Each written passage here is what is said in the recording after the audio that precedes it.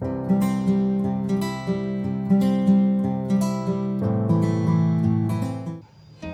guys, so today we'll be making breadcrumbs. I promised us in the Scotch egg video. If you're yet to see the Scotch egg video, you can go back into my channel and see the Scotch egg video. So today we'll be making breadcrumbs. I want to show us how I got that breadcrumb done.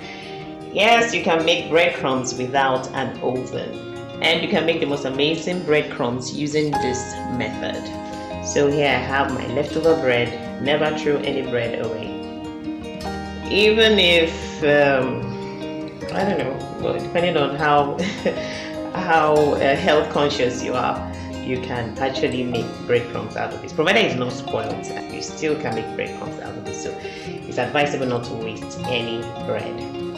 Just keep making breadcrumbs. You need them one way or another. You still need them. So I have my bread here, and I'm trying to pick it into bits, shred it into bits with my you can do whatever you can, whatever works for you, do it this way. So without an oven, we'll be making the bread, even though we can make it with our oven. So let's say you can lay your finger on an oven, you can always make your breadcrumbs and store it in a jar for as long as a year to still be very okay.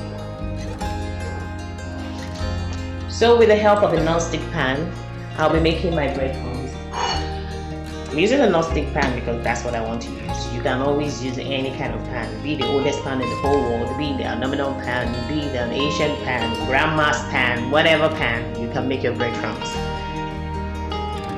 So at a very low heat,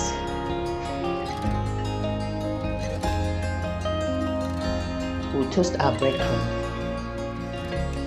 This is what we would have actually done if we were using an oven.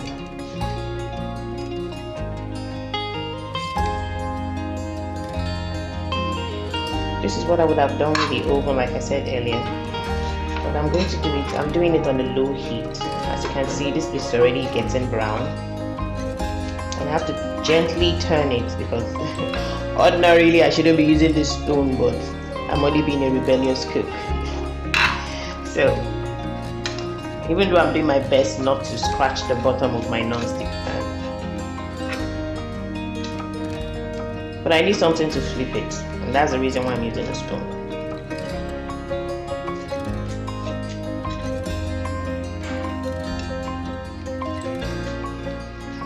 If you're very attentive, you'll be hearing this crunchy, crunchy, crunchy, crock, crock, crock, crock sound. You know, that's what happens when it's toasting well.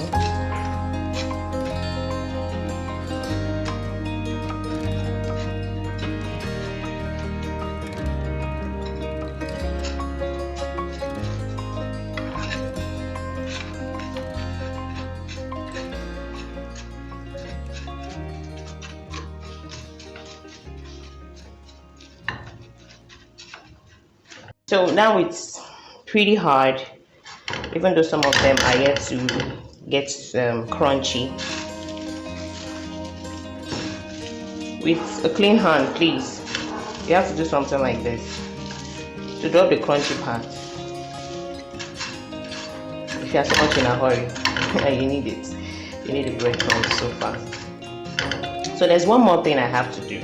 This will have to go under the sun or into the oven.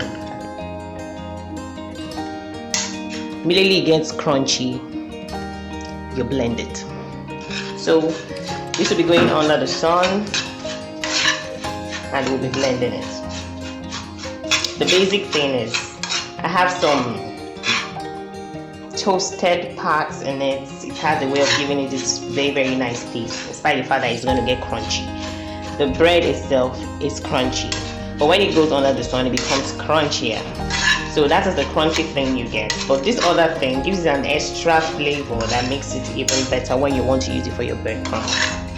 Some will just place their bread under the sun and blend it as their breadcrumb, but I like this part. I don't like to skip this part. This gives me the kind of flavor that I want whenever I want to make my my Scotch egg.